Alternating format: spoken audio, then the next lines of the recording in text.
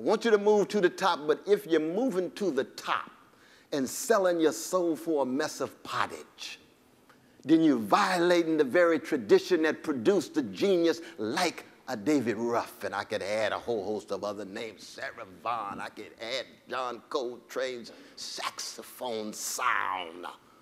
Those are not just modes of entertainment.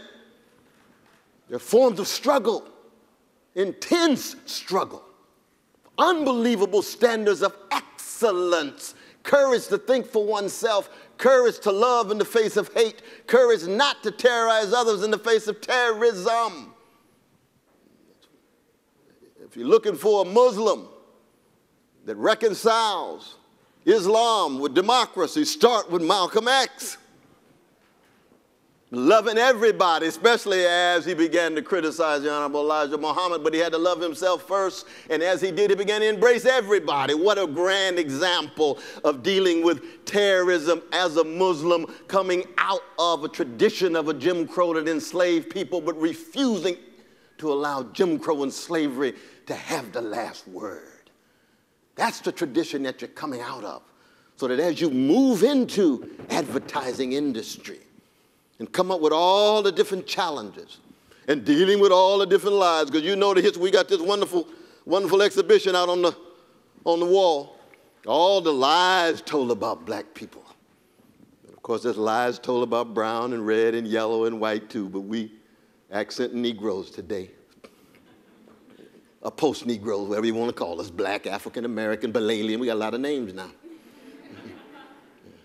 But most importantly, human beings who've been struggling in the face of unbelievable evil and still raising voices. That is what this particular gathering for me is all about. And you use all forms of weaponry. Sometimes it's legal, sometimes it's political, sometimes it's economic, sometimes it's spiritual. It's across the board. But it's never for personal interest. It's for public interest.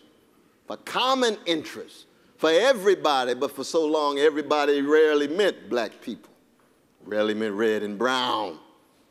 But when you get all the voices together, it becomes multi-contextual. Yes, you're going to have a panel on cross-cultural, but the question will be also when it comes to the seats of power, will those seats of power be cross-cultural too? Will they be multi-contextual too? And of course, there's always the gender question that is very important. The ugly treatment of sisters of all colors, specifically sisters of color today. The construction of them as sexual objects to be dominated, manipulated. The downplaying of intelligence as opposed to just physical appearance. And how will the sisters have the same commitment to integrity and decency and willingness to raise their voices. I want to end on a blue note because I am a blues man in the life of the mind. I'm a jazz man in the world of ideas. And I am blessed to be produced by a blues people. Because what is the blues? You see, the blues is a chronicle of a catastrophe lyrically expressed. The father of the blues, B.B. King, said, nobody loves me but my mama, she might be driving too. Ooh, that's the blues, isn't it? Dealing with catastrophe, wrestling with melancholy. What I mean by melancholy, feeling depressed. And what does the blues do? Straighten your back up. Like Sly said, stand, in the end you still be you, one who's done all the things you set out to do. Stand, there's a midget standing tall and the giant beside him about to fall. Stand, there's a cross for you to bear, things to go through if you're going anywhere. That's a blues statement. I know the hip-hop versions of the blues are quite interesting. You all could teach me about that. We start with Lil Wayne. That Negro needs some work. Lyrical genius needs some work. Jay-Z, another genius, needs some work. Kanye, not my cousin, needs some work. But I love those brothers. It's like I love Jill Scott and Angie Stone. And yes, I love Beyonce too, but she's not Aretha, so I'm disappointed sometimes. But I love her. But the question is not just about being successful, it's about being faithful, faithful to what you in your deepest sense of soulfulness and blues sensibility is all about. That integrity, that honesty, that decency. Let me stop now because I want to hear from you all. We got call and response. I can't give a presentation without y'all responding to me, criticizing me, telling me I'm wrong as well as right, and we work it out together. Any questions, comments, jump right in. Do not hesitate. I know we got some special students from Virginia State. Was that right, my dear sister? Virginia Commonwealth. Yeah, we got some special students there, but all of y'all are special. But questions, queries, don't hesitate. Don't hesitate. Yes, my dear brother. Yes, thanks for the presentation. All being said, what's the next step? Where do we go? What do we do? Well, one, you got to keep struggling. First, you have to begin with facts. You have to begin with information. You have a sense of what's going on. What does it mean to be in an advertising industry? Look at the percentages of black folk in there. You see. What does it mean to be in an advertising industry in terms of the powers that be behind the scenes as well as what is projected? When you look at the various exhibitions and see the racist characterizations, how has it changed? For so long, black people were represented as what? Buffoons, caricatures. These days, when you look at TV and film, do you see buffoons? Yeah. Should we mention names? I'm a Christian, I love everybody, but do you see full-fledged, creative, intelligent black people taking a stand with beauty as well as having faults and foibles? Every once in a while. How many saw Fruitvale Station? That was a powerful movie for me. That young brother's what, 26 years old? 23. You see, he makes me smile. When I see Medea, oh, I love Tyler. He's a rich brother. He doesn't make me smile. Because I'm not impressed just with richness and money. I come out of a different tradition. I want spiritual richness. I want moral richness. I want to know what one is willing to pay in terms of a witness for truth. That's what goes on in Fruitvale. You get humanity of black people. That's what we're after. Now, how you do it practically, though, brother, I'm really not the one because I'm not inside of the advertising industry. I've got to learn from the Burrells and the Moores and others. I've got to learn from a variety of different voices. So I don't want to stand here and pontificate, but I can tell you this. We got some serious work to do behind the scenes in terms of power dynamics and what is projected. Because I don't want my daughter exposed to just buffoonery all the time. I know we got folk who are funny, and Richard Pryor's a genius, and you can confuse him with a buffoon. No, he wasn't a buffoon at all. He's just funny. He's just a genius. But there's always a difference between laughing with black people and laughing at black people. I don't mind laughing with black folk. I've been laughing with black folk all my life. But when you laugh at us, especially black folk laughing at black folk, that's condescension. That's arrogance. That's not confidence. I want you to have confidence without arrogance. I want you to have self-respect without having to disrespect other people. But I want you to have self-determination and self-defense. But that's the beginning of an answer to that question. Yes, my brother.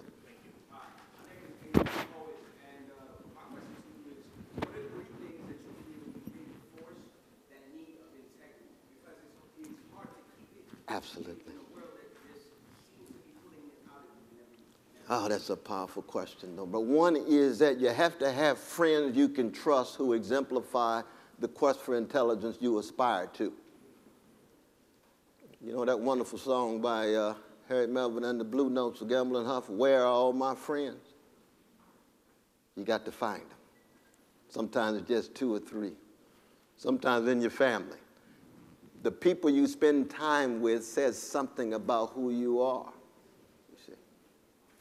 You spend time with gangsters, and by gangsters, I'm not talking about Jamal on the corner. I'm talking about gangsters with ties.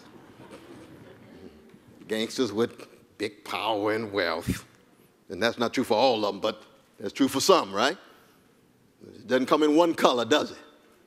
Gangsterism comes in all colors, all religions. I'm a Christian. I've been dealing with Christian gangsters all my life. Some of them preachers. We won't go there. But I know Islam, Judaism, and so forth have gangsters as well as good folk. It cuts across the board. Your friends, one. Your memory. Never forget the Sankofa bird. What does the Sankofa bird stand for? Somebody break it down for me. That's exactly. Looking back before you go forward, recognizing that what you have been and what has shaped you is wind at your back as you move into the future. The worst thing you can ever do is walk into the future with no sense of your past, your heritage, your roots, what has shaped you. Because you will find yourself in many situations of catastrophe where you are not armed to deal with it unless you go back. Sometimes it's just a precious memory of your granddaddy and grandmama. Sometimes it's a connection to your uncle. Sometimes it's a rootage in your track coach or your jazz teacher or your dance teacher that tried to exemplify for you a standard of excellence. And you remember that right at the moment when it looks as if your integrity is leaving, you see. So you got friends on the one hand, memory on the other, and the last is just courage. And when you talk about integrity being pushed to the margins, courage especially is these days. Especially because when it's just about money making, courage is an afterthought. And it's not rewarded at all. You see. And yet without courage, you end up spiritually empty, no matter how much money and power you have. Yes, my dear sister. How do you lead? Oh, my name is Carol. Sister Carol, yes. How do you lead people who don't want to be led? How do you try to gather those staff people in your company for a positive version of whatever it is they're putting out? How do you lead people who just want to keep the status quo the same? Yeah, I think the first thing is you've got to love them in such a way that you recognize that people wake up at different times. See, everybody is not as awakened as other persons like yourself and so forth. Love is patient. It requires an embracing even of the sleepwalkers. You see, Elijah loved Malcolm, didn't he? Malcolm went into gangster, didn't he? Malcolm Little. And Elijah loved that Negro to death and loved him into Malcolm X. And then he loved Elijah in such a way he had to leave Elijah. Elijah, you're not even true to your own principles from my vantage point. Well, that was an awakening. And we might have some Malcolm Littles or Malcolm S. Littles in this room right now, just in the process of awakening. That's a beautiful thing. But there's a whole lot of folk who are still sleepwalking. So the first thing is you love them. The second thing is you try to get at what is impeding the awakening. What's standing in the way? Usually, what is it? Huh? Money, but a lot of times it's fear. It's being scared. And for black people, let's just be honest about it. I mean, black people have been dealing with being niggerized. And when you're niggerized, what does that do? It makes you so afraid and intimidated and full of fear that you go around always subservient and laughing when it ain't funny, scratching when it don't itch, and adjusting to whatever it is so you can gain access to something. You see? And we need de-niggerized folk who are not afraid, who are unintimidated, who don't have fear. I used to love Marcus Garvey. Well, anytime Marcus Garvey had a rally, he always used to have one black person standing in front of the rally. You know what it said? The Negro has no fear. And of course, everybody say, they lying. I know fearful Negroes everywhere I go. The Negro has no fear. That's what Martin King's movement was about, right? What you gonna do in Birmingham, in Montgomery? Stand up. Aren't you fearful? Well, yeah, but courage is not about eliminating fear. It's about overcoming fear. A lot of people, a lot of professional folk who have big money, they're still scared. I'll give you an example. Curtis Mayfield's agent used to always tell him, stay away from the black freedom movement, have nothing to do with it. I know you saying we a winner. I know you talking about keep on trying, but stay away, but it's not good for your career. He'd show up at the rally with his guitar. You see. Now you ask some of the hip-hop artists today, big and bad in the studio, what you gonna do about stopping frisk? You see any hip-hop artists? dealing with stop and frisk when we went to jail? Not too many. How come? They scared. Why are they scared? Because their career. That's what I love about Lupe Fiasco. He show up with me all the time. Not just with me, but he show up with a whole lot of others all the time. He's not the only one, but he does that all the time. Because the brother has no fear. Same is true with Mos Def. It used to be Mos Def. What's his name now? We love you, both names. Same brother. He has no fear. Muhammad Ali, the brother was fearless. He was courageous. Take your championship belt. I have integrity. I'm not going to fight your war. But Muhammad Ali, you're going to lose millions of dollars, and that belt is so precious, it goes back to Joe Louis. Take it, he says. The same is true for professionals on the job. They're scared. And we understand being scared is a human thing, isn't it? But the question is, are you willing to hit it head on? Because if people had solely been fearful, we wouldn't be sitting here. Metropolitan Pavilion, all of these wonderful red tables, red chairs. Thank the One Club for facilitating it. But at the same time, the same fearlessness and courage must continue. Critical of each and every institution, including ourselves. I know I went too long for that question. Yeah, go right ahead, though, brother. Thank you so much. My name is Tim Austin. I just graduated from Virginia Tech in May. Wow. My question is, you mentioned knowing our roots before we know our routes. Yes. How is that going to be, you research our history when we didn't have a hand in writing it? Well, it depends on which text you read. Carter Woodson, C.L.R. James, Toni Morrison, James Baldwin, Richard Wright. We can go on and on. Gwendolyn Brooks. They write our history. Oftentimes they have a different version in the mainstream, right? Now you want to read both. You want to read the mainstream because you have to keep track of what the mainstream narrative is and then be able to criticize it, you see. Same would be true. Howard Zinn, my dear brother who just passed, one of the towering Jewish intellectuals who told the truth about everybody's culture, people's history of the United States, very important.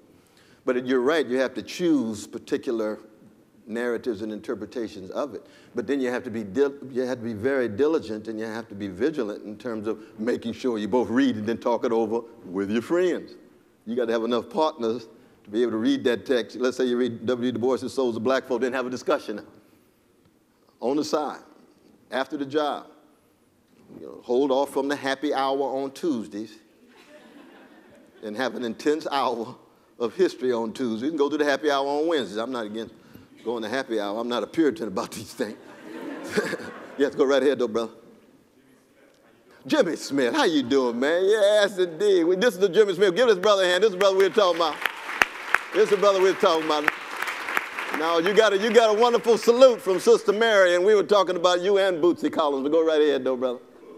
Boots there, the one and only. If you were a writer in advertising, what brand would you work on? Which brand would I work on? Ooh, that's a tough one. That's a tough one. I mean, one is that there is a real sense in which, because I'm fundamentally tied to a cause to bear witness rather than a brand to sell, that I do have a little suspicion even of the language of brand. I know that cuts against the grain in advertising because brand is so widely used, but I'm very old school in that sense.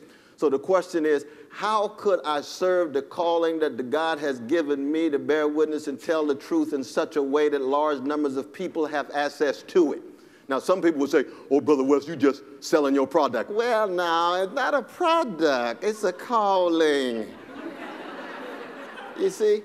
That when I give death threats for the last 22 years, they're not trying to kill me because I got a product. They're trying to kill me because I'm tied to a cause. I got to be true to my calling. And the question is, how then do I do that through the market? How do I do that through the market? Now, as you know from my own past, I've tried to do it through both writing but also through music. That's why I do CDs with Prince and Talib Kweli and KRS-One and Bootsy Collins and Brother Ali and Immortal Technique and Pharaoh Munch and go on and on and on. And because I'm older, I have some relation to young folk, and young folk are so tied to the lingua franca of the world for young people, which is music and specifically hip-hop, the question is, through those particular venues, maybe I can still try to keep this great tradition, this black prophetic tradition, the black freedom movement alive. So it's been primarily through music and books that I've tried to do that.